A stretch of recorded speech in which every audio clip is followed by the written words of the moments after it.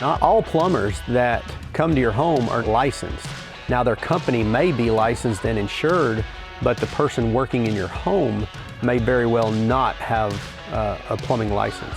Being a licensed plumber means that you have taken the time to really learn your trade, and you have went to a local testing center, you've passed an exam, and you've filled out the proper paperwork. You've spent thousands of hours in your trade. That's critical, that training and that time working under another master plumber, and you have eventually achieved a state of Tennessee plumbing license is what you're gotten at the end of that. Today the industry has a coined term of a technician, and we're going to send you a technician to your home.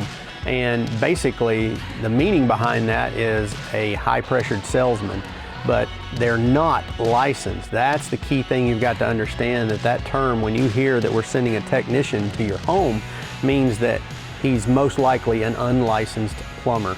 Otherwise, they would be proud of the fact that he's went out, taken the time to get pass his exam and get his license. If quality of work is important to you and you want your work done right the first time, you need a licensed plumber in your home to do it. So reach out to us, 865-224-8010, or catch us on the web at theplumbingauthority.com.